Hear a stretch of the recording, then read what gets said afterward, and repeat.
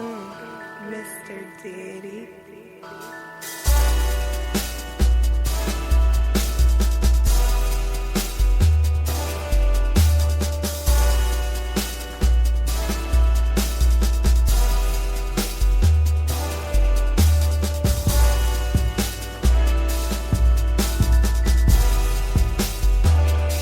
You are now listening to Gye-Nyame Journey Radio. This is a Heart of a Simba production.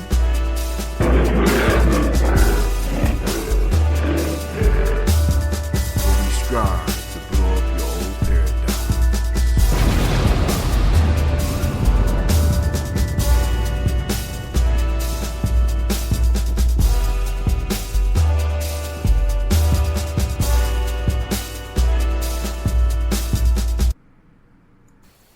All right, once again, I'd like to welcome you. I tried to do this earlier, but now what we're going to do, since it is the first day of Simbaland, it just happened to be the 4th of July, I am going to salute the ancestors by reading a speech by one of our honored ancestors. So, bear with me, it's a long speech. Those of you that was listening to me live will know what speech I was doing, but I wanted to make sure I got it, so I'm pre-recording this. All right, so let's go.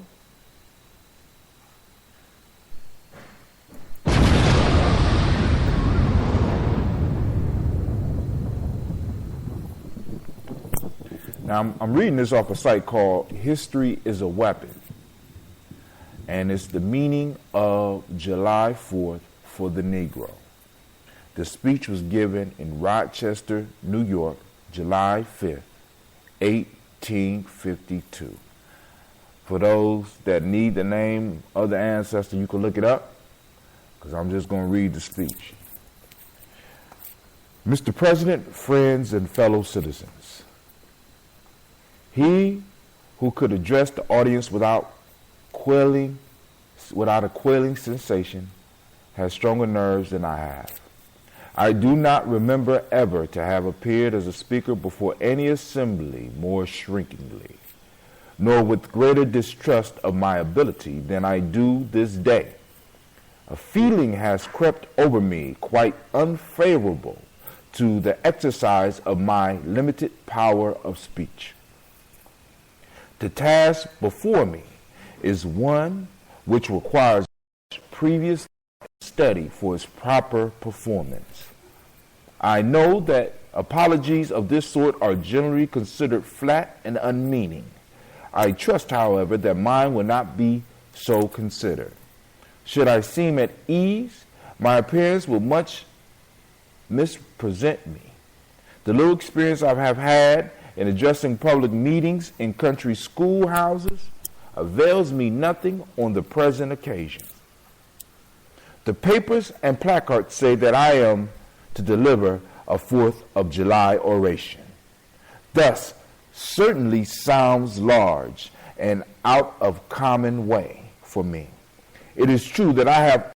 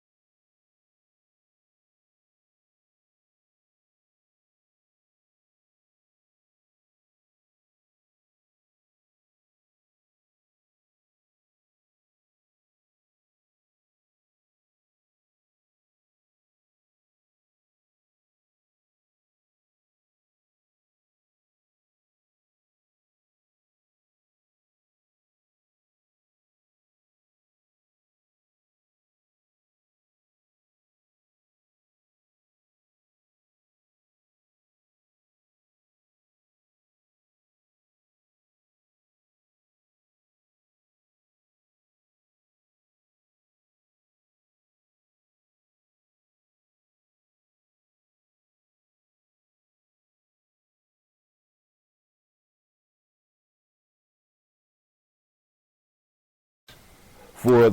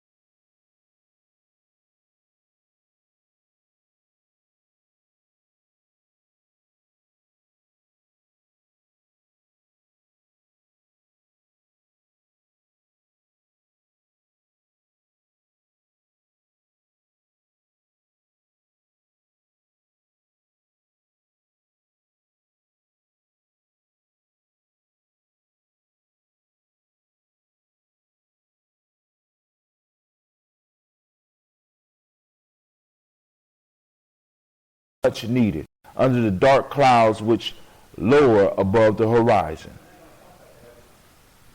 The eye of the reformer is met with angry flash.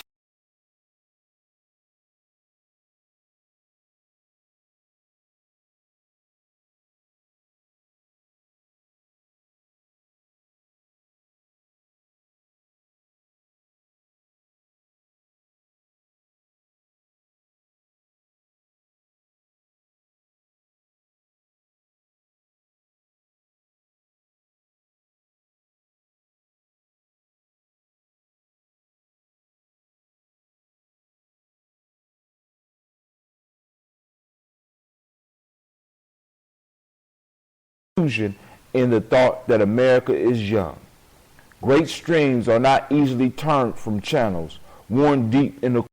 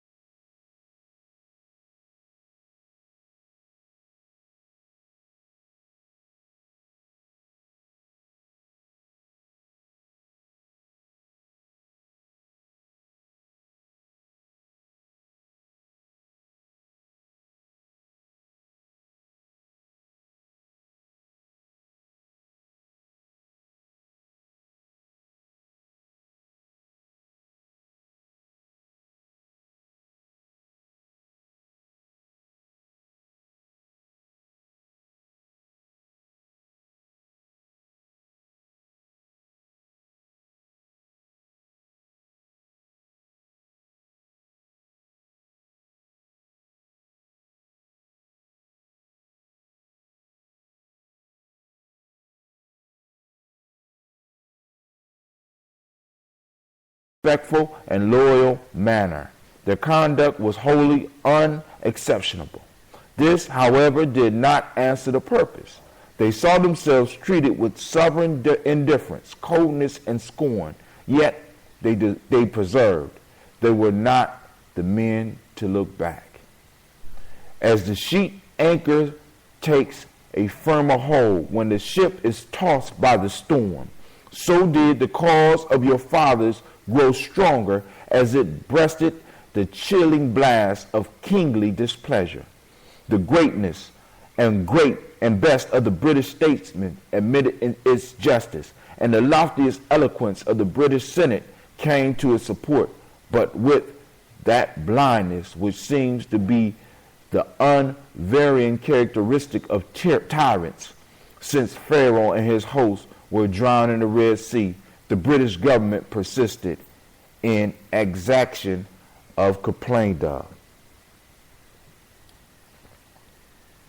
The madness of this course, we believe, is admitted now, even by England, but we fear the lesson is wholly lost in our present rulers.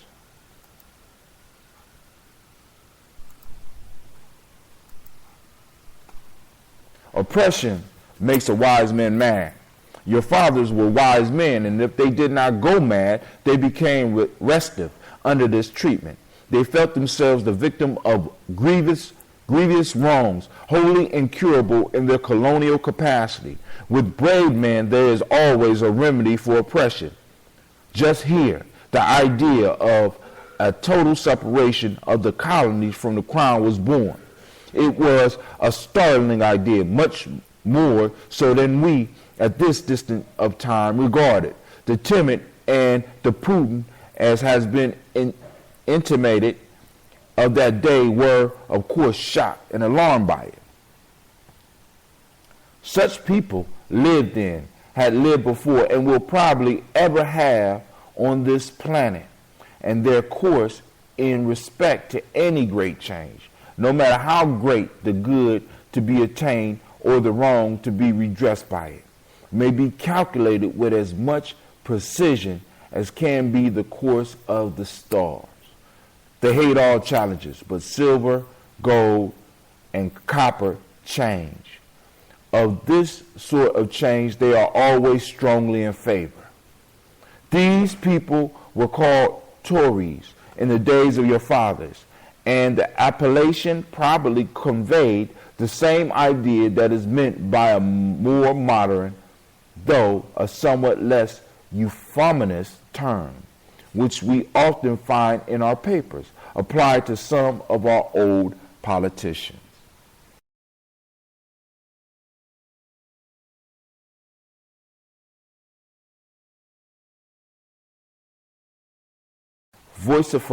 Vociferations against it, the alarming and revolutionary idea moved on, and the country with it.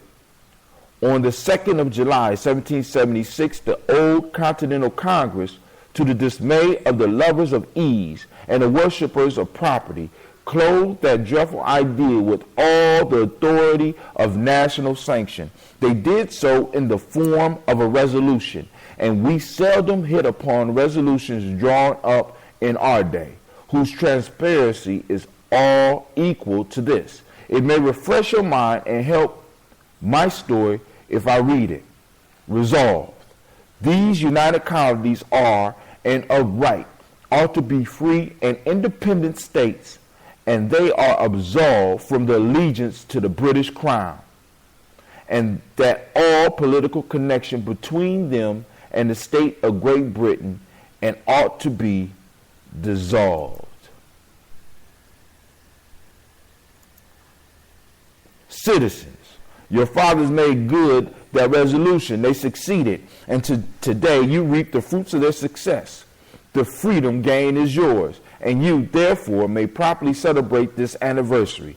The 4th of July is the first great fact in your nation's history, the very ringbolt in the chain of your yet undeveloped destiny. Pride and patriotism, not less than gratitude, prompt you to celebrate and to hold it in perpetual remembrance. I have said that the Declaration of Independence is the ringbolt to the chain of your nation's destiny. So indeed I regard it.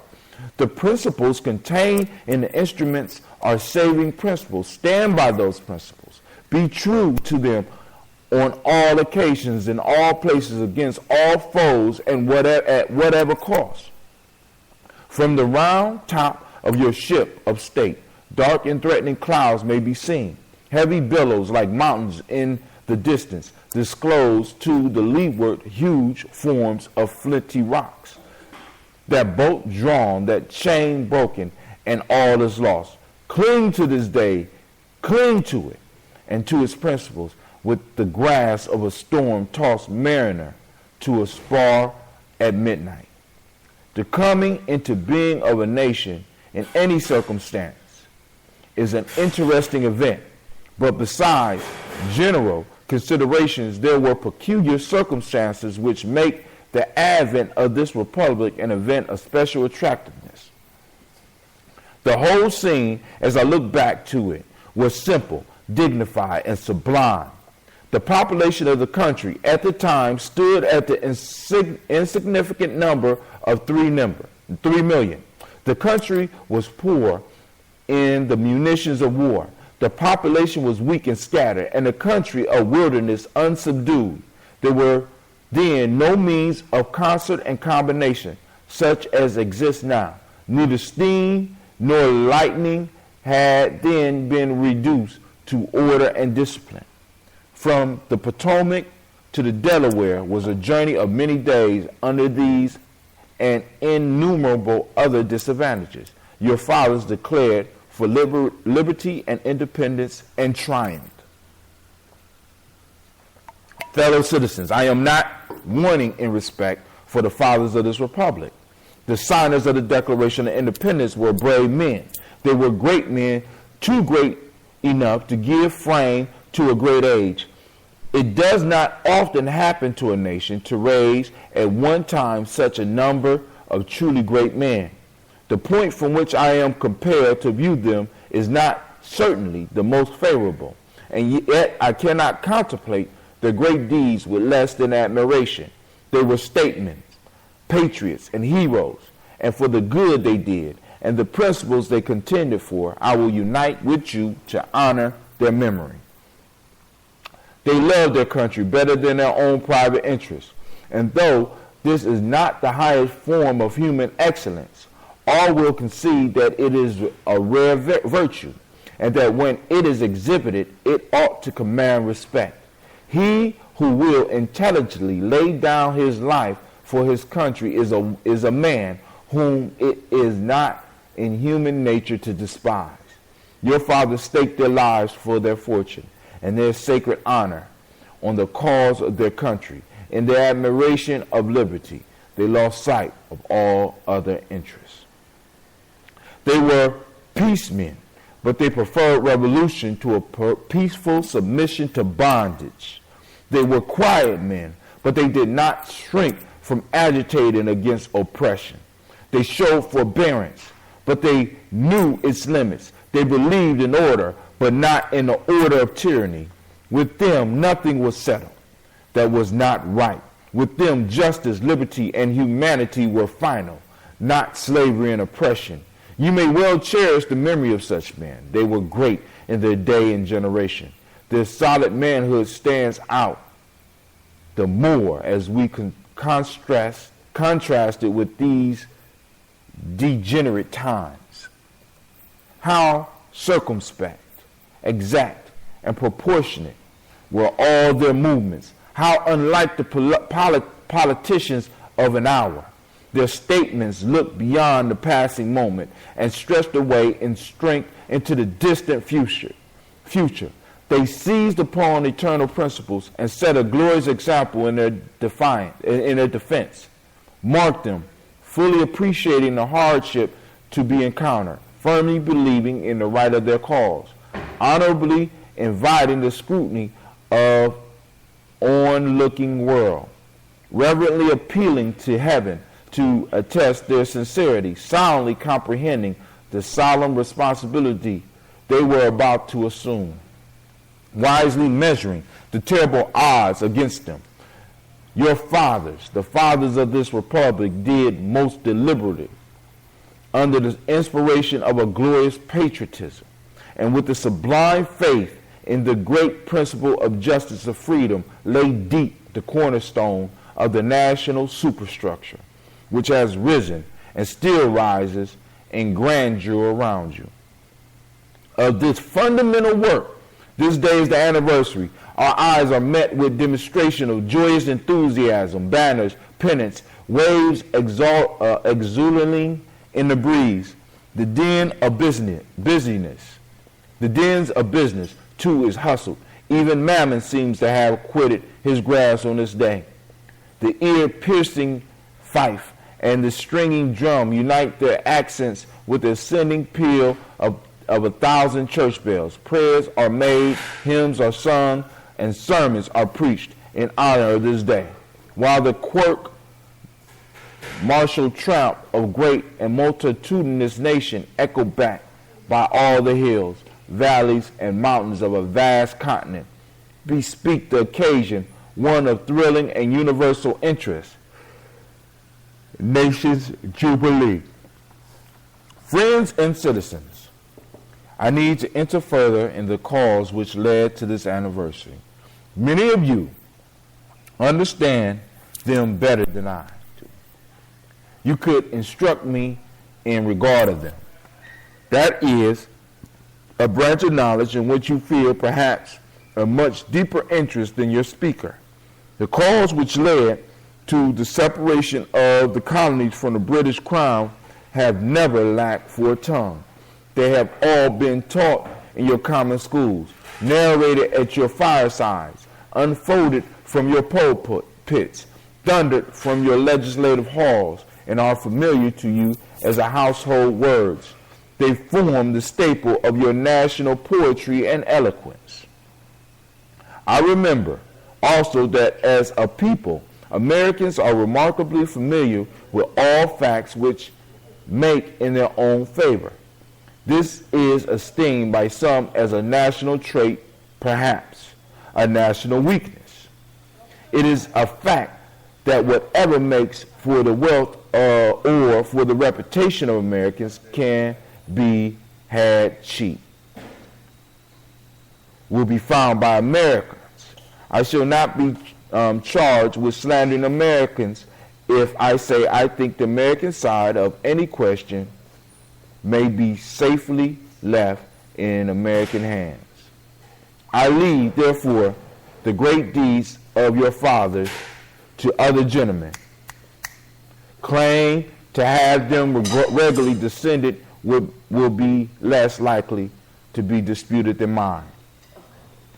My business, if I have any here today, is with the present, the accepted time, with God and his cause is ever living now. Trust no future, however pleasant. Let the dead past bury its dead. Act in the living present. Heart within, God overhead. We have to do with the past only as we can make it useful to the present and to the future, to all inspiring motives, to noble deeds which can be gained from the past. We are welcome, but now is the time, the important time. Your fathers have lived, died, and have done their work, and have done much of it well. You live and must die, and you must do your work. You have no right to enjoy a child's share in the labor of your fathers, unless your children are to be blessed by your labors. You have no right to wear out and waste the hard-earned fame of your fathers to cover your indolence. Sidney Smith tells us that the men seldom eulogize the wisdom and virtues of their fathers, but to excuse some folly or wickedness of their own. This truth is not a doubtful one. There are illustrations of it near and remote, ancient and modern. It was fashionable hundreds of years ago for the children of Jacob to boast, we have Abraham to our father. And they had long lost Abraham's faith and spirit. That people contended themselves under the shadows of Abraham's great name, while they repudiated the deeds which made his name great. Need I remind you that a similar thing is being done all over this country today? Need I tell you that the Jews are not the only people who built the tombs of the prophets and garnished the sepulchres of the righteous? Washington could not die till he had broken the chains of his slaves. Yet his monument is built up by the price of human blood, and the traders in the bodies and souls of men shout, "We have Washington to our father." Alas, that it should be so, yet it is. The evil that men do lives after them. The good is oft entered with their bones. Wow. Fellow citizens, pardon me. Allow me to ask, why am I called upon to speak here today? What have I, or those I represent, to do with your national independence? Are the great principles of the political freedom and the natural justice embodied in the Declaration of Independence, extended to us? And am I therefore called upon to bring our humble offering to the national altar and to confess the benefits and express devout gratitude for the blessing resulting from your independence to us? Would to God, both for your sake and ours, that an affirmative answer could be truthfully returned to these questions. Then would my task be light and my burden easy and delightful? For who is there so cold that a nation's sympathy could not warm him?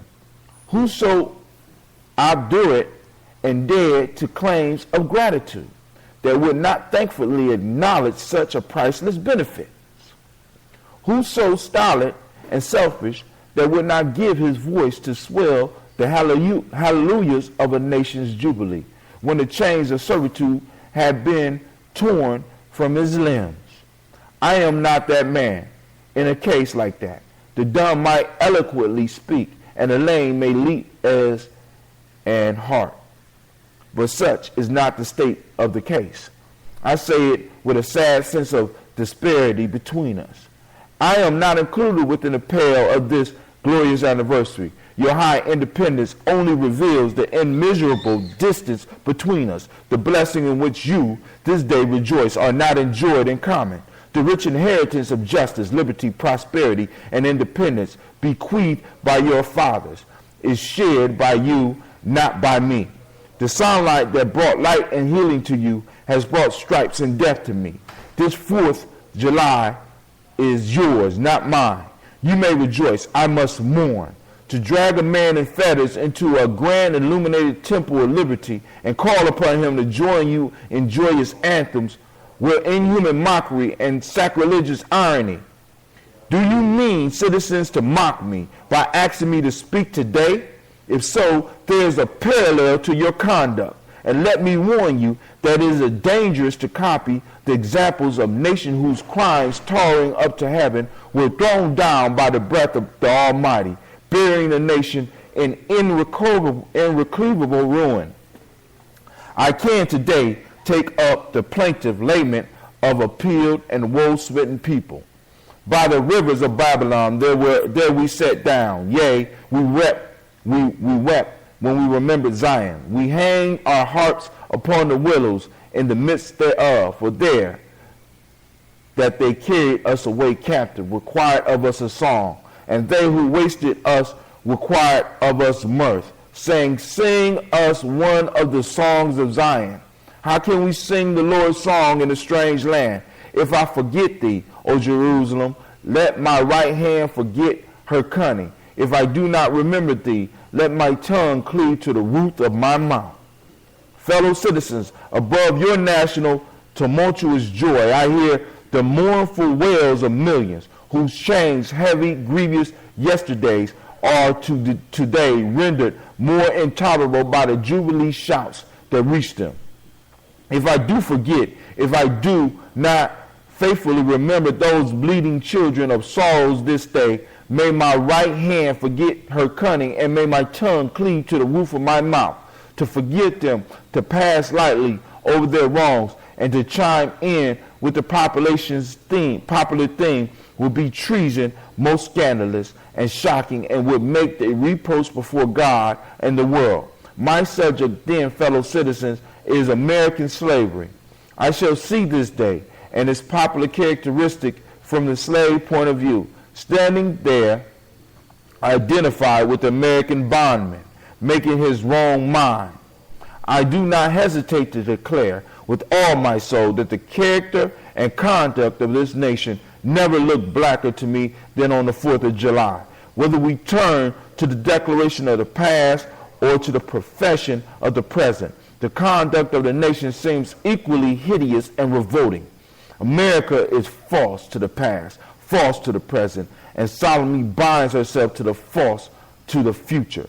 Standing with God and the crushed and bleeding slaves of this occasion, I will, in the name of humanity which is outraged, in the name of liberty which is fettered, in the name of the Constitution and the Bible which are disregarded and trampled upon, dare to call in question and to denounce with all the emphasis I can command everything that serves to perpetuate slavery, the great sin and shame of America. I will not equivocate, I will not excuse, I will use the severest language I command, and yet not one word shall escape me that any man whose judgment is not blinded by prejudice or who is not at heart a slaveholder shall not confess to be right and just. But I fancy, I hear some of my audience say, it is just the circumstance that you and your brothers abolitionists failed to make a favorable impression on the public mind. Would you argue more and denounce less? Would you persuade more and rebuke less? Your cause be much more likely to succeed. But I submit, where all is plain, there is nothing to be argued. What point in the anti-slavery creed would you have me argue? On what branch of the subject do the people of this country need light? Must I undertake to prove that the slave is a man? That point is conceded already. Nobody doubts it. The slaveholders themselves acknowledge it, and in the enactment of the laws of their government, they acknowledge it when they punish disobedience of the part of the slave. There are 72 crimes in the state of Virginia which, if committed by a black man, no matter how ignorant he be, subject him to the punishment of death, while only 2 of the same crimes will subject a white man to the like punishment. What is this but the acknowledgement that the slave is a moral, intellectual, and responsible being? The manhood of the slave is conceded. It is admitted in the fact that Southern statute books are covered with the enactment forbidding, under severe fines and penalties, the teaching of a slave to read or write. When you can point to any such laws in reference to the beast of the field, then I may consent to argue the manhood of the slave. When the dog in your streets, when the fowls of the air, when the cattle on your hills, when the fish of the sea and the reptiles that crawl shall be unable to distinguish the slave from a brute, then I will argue with you that the slave is a man. For the present, it is enough to affirm the equal manhood of the Negro race. Is it not astonishing that while we are plowing, planting, and reaping, using all kinds of mechanical tools, erecting houses, constructing bridges, building ships, working in metals of brass, iron, copper, silver, and gold, that while we are reading, writing, and ciphering, acting as clerks, merchants, and secretaries, having among us lawyers, doctors, ministers, poets, authors, editors, orators, and teachers, that while we are engaged in all manners of enterprises common to other men, digging gold in California, capturing the whale in the Pacific, feeding sheep and cattle on the hillside, living, moving, acting, thinking, planning, having and living in families as husbands, wives, and children, and above all confessing and worshiping a Christian God and looking hopefully for life and immortality beyond the grave, we are called upon to prove that we are men. Would you have me argue that man is entitled to liberty, that he is the rightful owner of his own body? You have already declared it. Must I argue the wrongfulness of slavery? Is that a question for Republicans?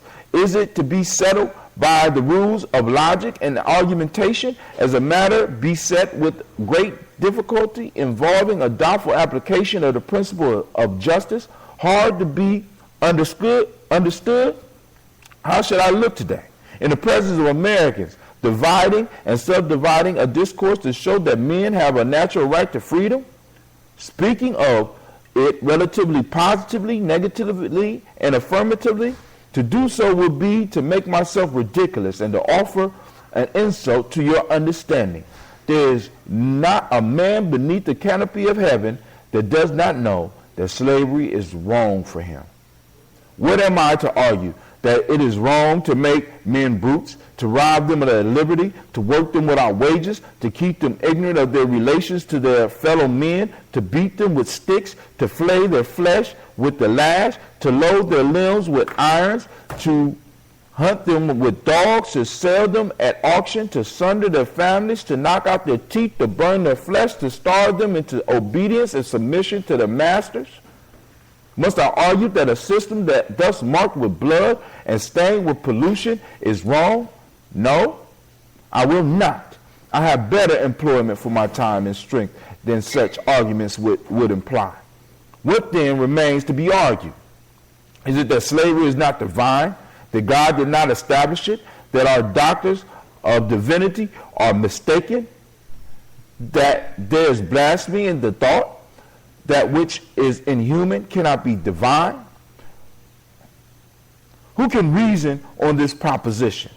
They that can may. I cannot. The time of such argument is past.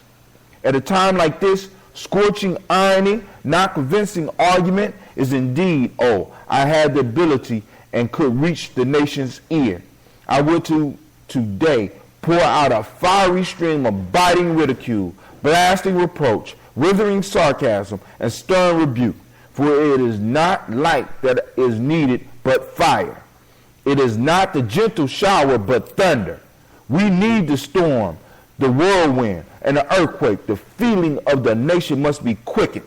The conscience of the nation must be roused. The propriety of the nation must be startled. The hypocrisy of the nation must be exposed, and the crimes against God and man must be proclaimed and denounced. What to the American slave is the 4th of July? I answer, a day that reveals to him more than all other days in the year the gross injustice and cruelty which he is the constant victim. To him, your celebration is a sham. Your boasted liberty and unholy license, your national greatness, swelling vanity, your sounds of rejoicing are empty and heartless. Your denunciation of tyrants, brass-fronted impudence. Your shouts of liberty and equality, hollow mockery. Your prayers and hymns, your sermons and thanksgivings, with all your religious parade and solemnity, are to him mere bombast, fraud, deceptions, impiety, hypocrisy, a thin veil to cover up crimes which would disgrace a nation of savages. There is not a nation on earth guilty of practices more shocking and bloody than are the people of the United States at this very hour. Go where you may, search where you will, roam through all the monarchies and despotisms of the old world. Travel through South America, search out every abuse, and when you have found the last, lay your facts by the side of the everyday practices of this nation, and you will say with me that for revolting barbarity and shameless hypocrisy, America reigns without rival. Take the American slave trade, which we are told by the papers is especially prosperous just now. Ex-Senator Bennett tells us that the price of man was never higher than now. He mentions the fact to show that slavery is no danger. This trade is one of the peculiarities of American institutions. It is carried on in all the large towns and cities in one half of this confederacy, and millions are pocketed every year by dealers in this horrific traffic. In several states, this trade is a chief source of wealth. It is called, in contradiction to the foreign slave trade, the internal slave trade. It is probably called so, too, in order to divert from it the horror with which the foreign slave trades contemplated. That trade has long since denounced by this government is piracy. It has been denounced with the burning word from the high places of a nation as an execrable traffic, to arrest it, to put an end to it. This nation keeps a squadron at immense cost, and on the coast of Africa, everywhere in this country, it is safe to speak of this foreign slave trade as a most inhuman traffic, opposed alike to the jaws of God and of man. The duty of the expiate and destroy it is admitted in by our doctors of divinity in order to put an end to it. Some of these last have consented that their colored brethren, nominally free, should leave this country and establish themselves on the western coast of Africa. It is, however, a notable fact that while so much execration is poured out by Americans upon all those engaged in the foreign slave trade, the men engaged in the slave trade between the states pass without condemnation, and their business is deemed honorable. Behold the practical operation of this internal slave trade, the American slave trade, sustained by the American politics and American religion. Here you will see men and women reared like swine for the market. You know what is a swine drover. I will show you a man drover. They inhabit all of the southern states. They perambulate the country and crowd the highways of the nation with drovers of human stock. You will see one of the human flesh jobbers, armed with pistol, whip, and bowie knife, driving a company of 100 men, women, and children from the Potomac to the slave market at New Orleans. These wretched people are to be sold singly or in lots to suit purchasers. They are food for the cotton field and the daily sugar mill. Mark the sad procession as it moves wearily along, and the inhuman wretch who drives them. Hear his savage yells and his blood-curdling oath as he hurries on his affrighted captives. There see the old man with the locks standing gray. Cast one glance, if you please. Cast a glance, if you please, upon the young mother, whose shoulders are bare to the scorching sun, her briny tears falling to the brow of her babe in her arms. To see the girl of 13 weeping, yes, weeping, as she thinks of the mother from whom she has been torn. The drove moves tardily. Heat and sorrow have nearly consumed their strength. Suddenly you hear a quick snap, like the discharge of a rifle. The fetters clank and the chains rattle simultaneously. You hear a saluted with a scream that seems to have torn its way to the center of your soul. The crack you heard was the sound of the slave whip. The scream you heard was from the woman you saw with the babe. Her speed had faltered under the weight of her child in chains. That gash on her shoulder tells her to move on. Follow the drove to New Orleans. Attend the auction. See men examined like horses. See the forms of the women rudely and brutally exposed to the shocking gaze of the American slave buyers. See this drove sold and separated forever. And never forget the deep, sad sighs that arose from that scattered multitude. Tell me, citizens, where under the sun you can witness a spectacle more fiendish and shocking. Yet this is but a glance at the American slave trade as it exists at this moment in a ruling part of the United States. I was born amid such sights and scenes. To me, the American slave trade is a terrible reality.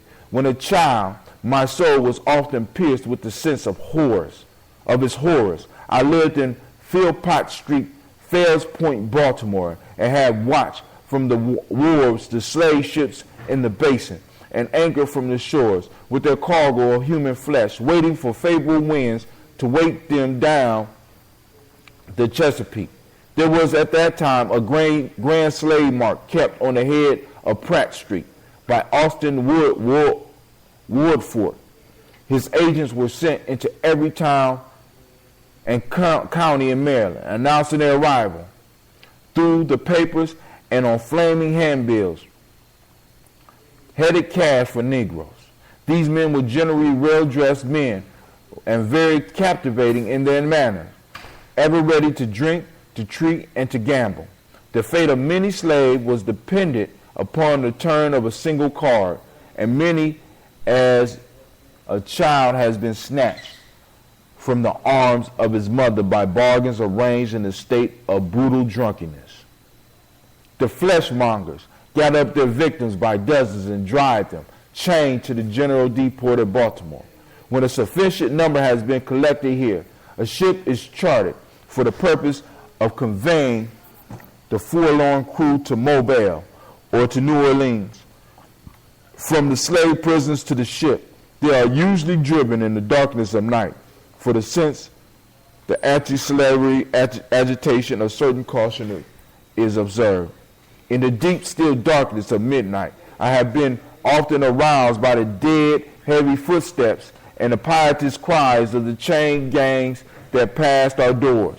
The anguish of my boyish heart was intense, and I was often consoled when speaking to my mistress in the morning to hear her say that the custom was very wicked, and that she hated to hear the rattle of the chains and the heart-rending cries. I was glad to find one who sympathized with me in my horror. Fellow citizens, the murderous traffic is today in active operation in this boasted republic. In the solitude of my spirit, I see clouds of dust raised on the highways of the South. I see the bleeding footsteps. I hear the doleful wail of fettered humanity on the way to the slave markets, where the victims are to be sold like horses, sheep, swine, knocked off to the highest bidder. There I see the tenderest ties ruthlessly broken to gratify the lust, caprice, and rhapsody of the buyers and the sellers of men. My soul is sick. My soul sickens at this sight. Is this the land your fathers loved, the freedom from which they toiled to win? Is this the earth whereon they move? Are these the graves they slumber in? But a still more inhuman, disgraceful, and scandalous state of things remained to be presented. By an act of the American Congress, not yet 2 years old, slavery has been nationalized in the most horrible and revolting form. By that act, Mason and Dixon's line has been obliterated. New York has become as Virginia, and the power to hold, hunt, and sell men, women, and children as slaves remains no longer a mere institution, but is now an institution of the whole United States. The power is coextensive with the Star-Spangled Banner and American Christianity. Where these go, may also the merciless slave hunter. Where these are, man is not sacred. He is a bird for the sportsman's gun. By that most foul and fiendish of all human decrees, the liberty and person of every man are put in peril. Your broad Republican domain is hunting ground for men, not for thieves and robbers, enemies of society, merely, but for the men guilty of no crime. Your lawmakers have commanded all good citizens to engage in this hellish sport.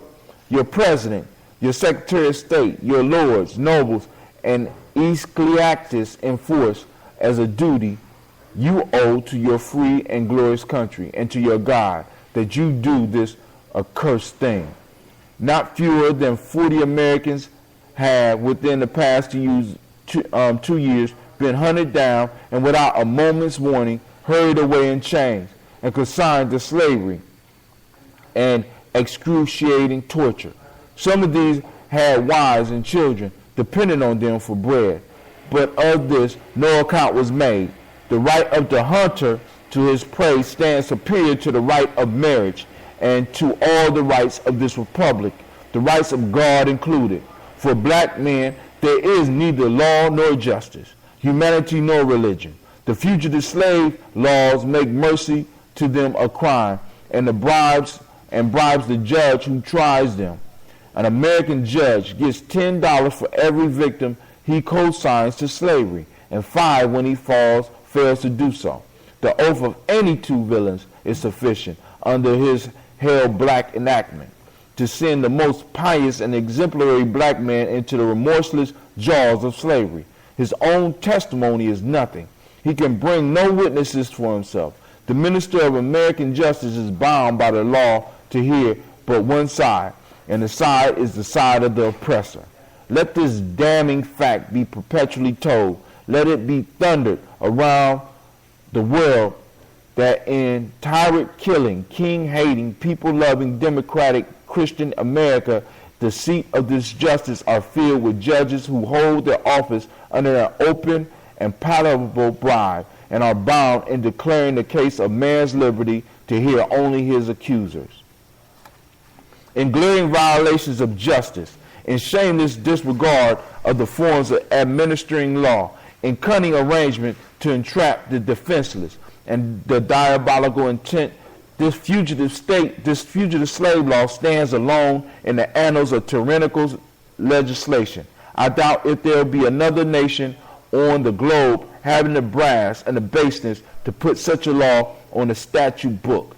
If any man in this assembly thinks differently from me in this matter and feels able to disprove my statement, I will gladly confront him at any suitable time and place he may select. I take this law to be one of the grossest infringements of Christian liberty, and if the churches and ministers of this country were nor stupidly blind or most wickedly indifferent, they too would so regard it.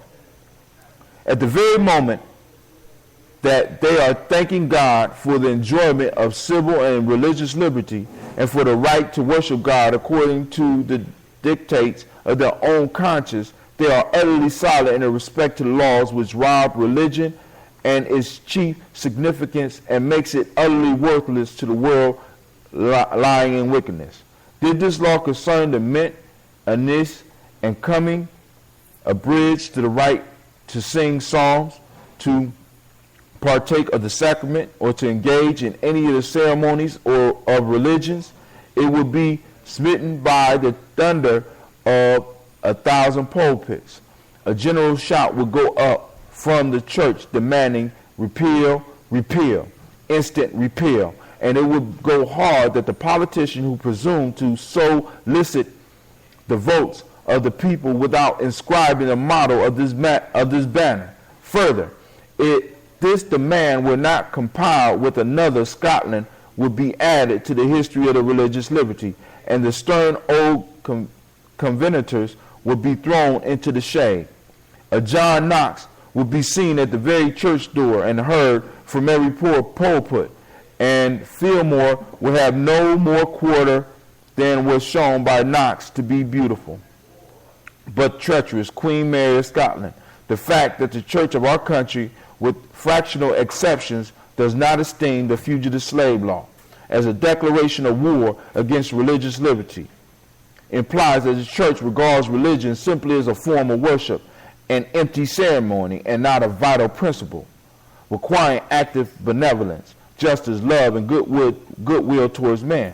It esteems sacrifice above mercy, psalm singing above right doing, solemn meetings above practical righteousness, a worship that can be conducted by persons who refuse to give shelter to the houseless, to give bread to the hungry, clothing to the naked, and who enjoin obedience to a law forbidding these acts of mercy is a curse, not a blessing to mankind. The Bible addresses all such persons as scribes, Pharisees, hypocrites, who pay tithe of mint, anise, and cumin, and have omitted the weightier matters of the law, judgment, mercy, and faith. But the church of this country is not only indifferent to the wrongs of the slave, it actually takes sides with the oppressors. It made itself the bulwark of American slavery and the shield of American slave hunter. Many of the most eloquent diviners who stand as the very lights of the church have shamelessly given the sanction of religion and the Bible to the whole slave system. They have taught that man may properly be a slave, that the relation of a master and a slave is ordained of God, that to send back an escaped bondman to his master is clearly the duty of the followers of the Lord Jesus Christ, and this horrible blasphemy is palmed off upon the world of Christianity. For my part, I would say,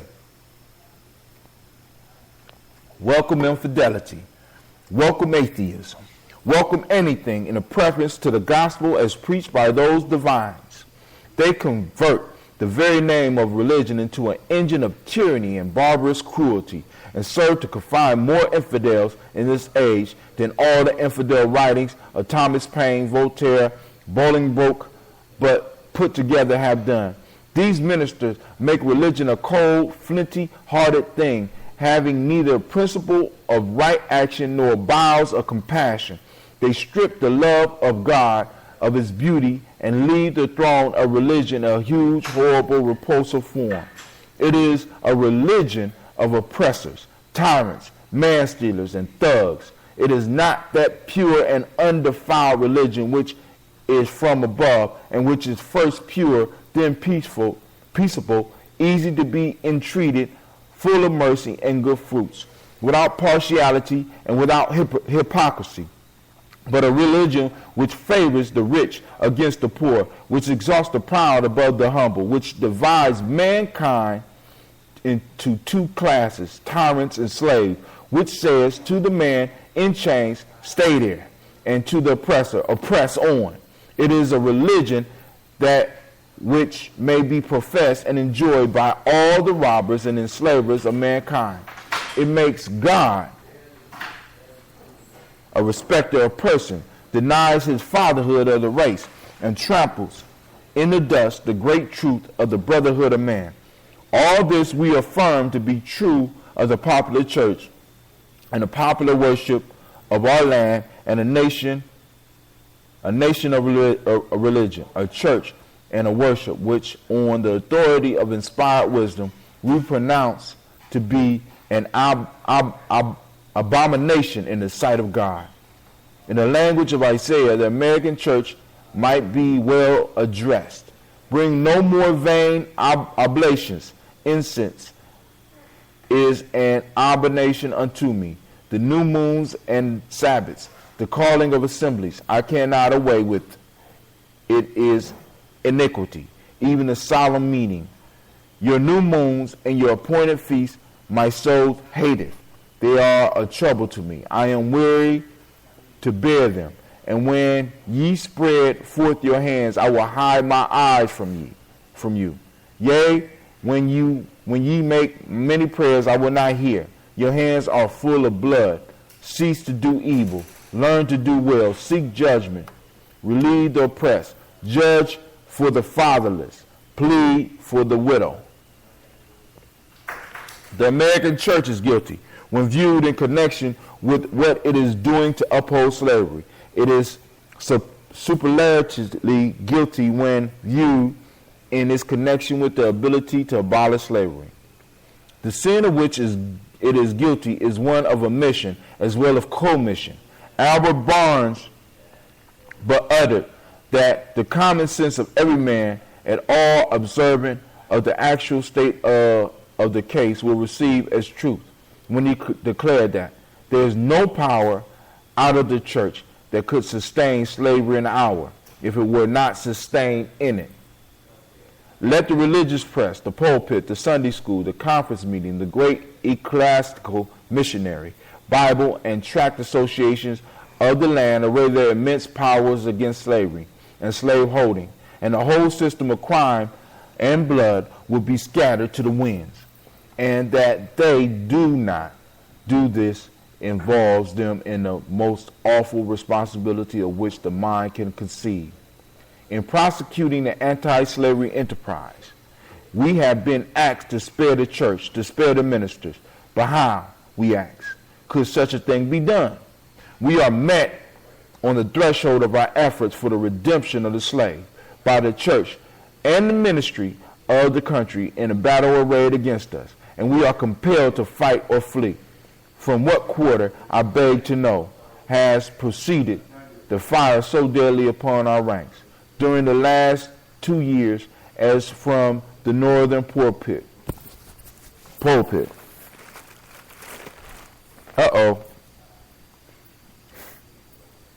As the champions of oppressors, the chosen men of American theology have appeared, men honored their so-called piety and their real learning. The Lord of Buffalo, the Springs of New York, the Lathrops of Auburn, the Cox of Spencers, the Brooklyns, the Garnets and Sharps of Boston, the Deweys of Washington, and other great religious lights of the land have in utter denial of the authority of him by whom they profess to be called to the ministry, deliberately taught us against the example of Hebrews and against the remonstrance of the apostles that we ought to obey man's law before the law of God. My spirit wearies of such blasphemy, and now such men can be supported as the standing types of representatives of Jesus Christ is a mystery which I leave others to penetrate. And speaking of American church, however, let it be distinctively understood that I mean the great mass of the religious organizations of our land. There are exceptions, and I thank God that there are noble men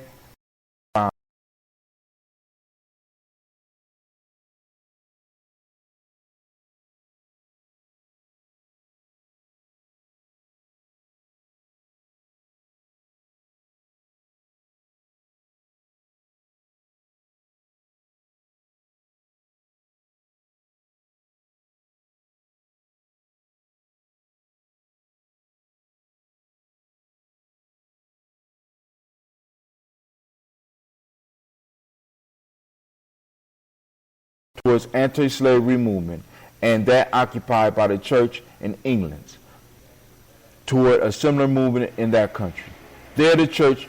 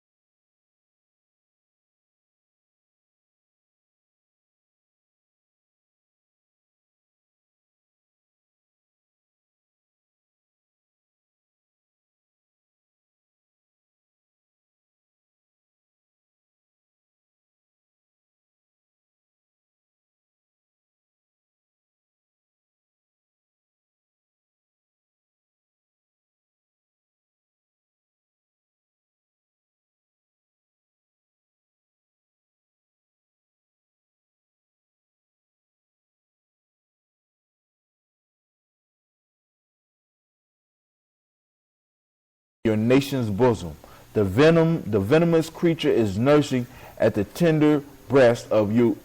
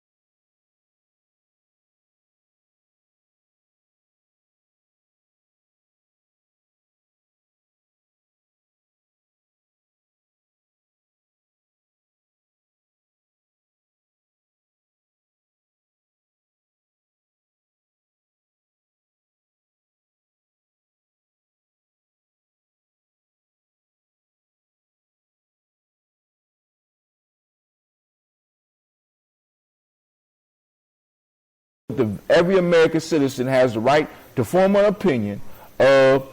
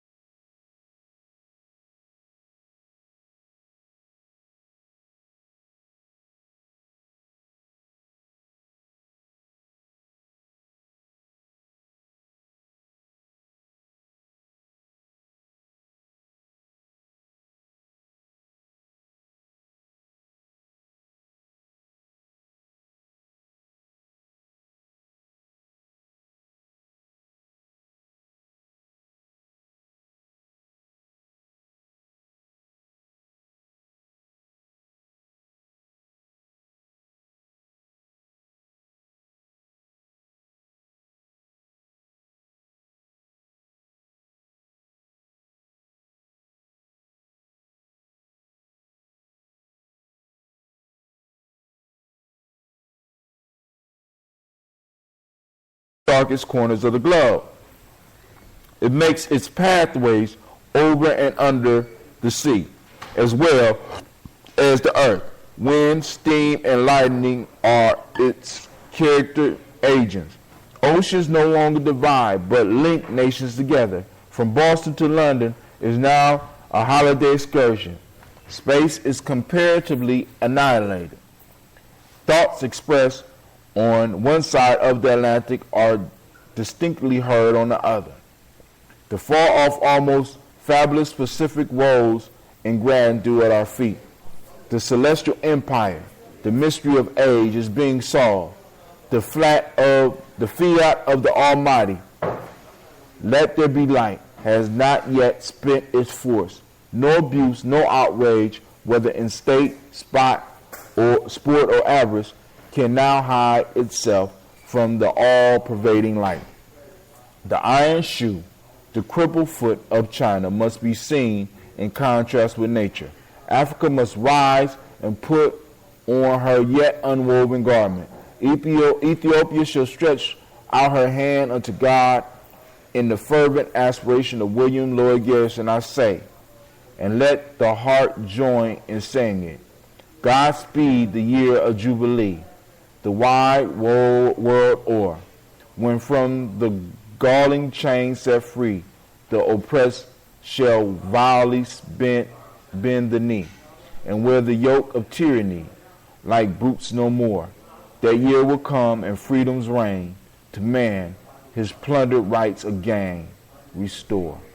Godspeed the day when human blood shall cease to flow, and every clime be understood, the claims of human brotherhood, and each return for evil, good, not blow for blow.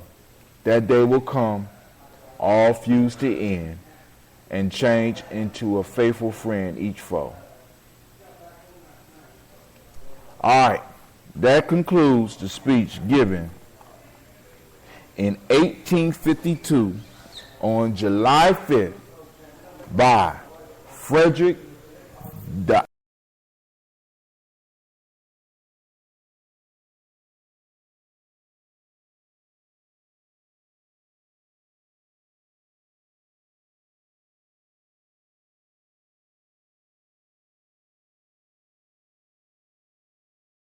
Support. We need to be able to do this camp year round. Now, in my fundraiser, I just went back and checked it. You know what I'm saying? We, over the last 3 years, maybe 4 years, we raised $6,000 on that crowd rise. I'm challenging you to help us raise the $100,000. I actually want to do more than $100,000 because the goal is to be able to buy our own camp land. On the camp land, we want to be able to have camps as well as workshops year round. Because the work that we are doing is important, right? The work we are doing is important. We're remembering our ancestors. Where else can you get Frederick Douglas read to you? Where else can you get people talking about the ideas of Marcus Garvey? You know what I'm saying? Where can our children be exposed to that? Now, we can't expose them to that all the time in public schools because everything is test-driven. But what about if we had a camp where we could send our young people? What about if we had an area where we could send our young people where year-round, our young people as well as our elders and warriors, people of all ages can come, and they know that we have a place of our own. Let's say we had 100, 150, 200 acres that we had to take care of, where we farmed our own food for people that came to that place, where we raised our own chicken so that we could fry our own chicken, when we grew our own fruits and vegetables, man.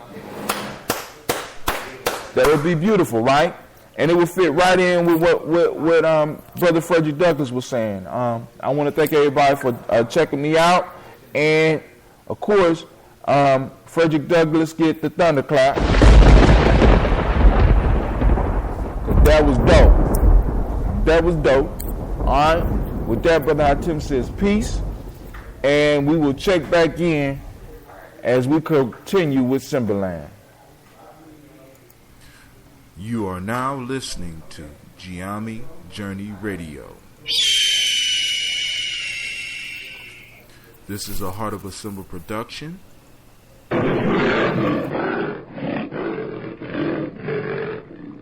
where we strive to blow up your old paradigms.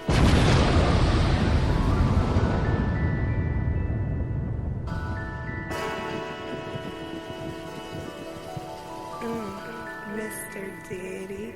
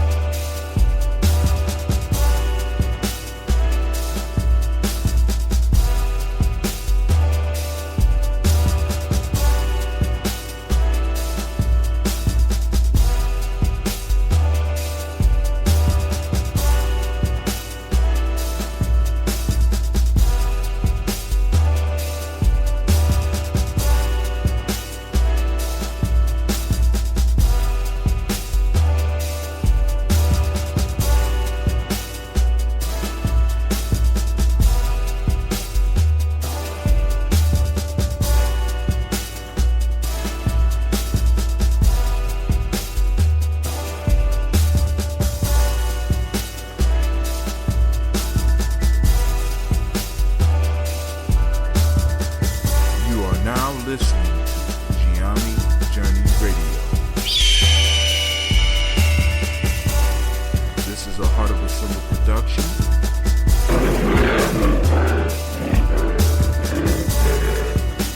Where we strive to blow up your old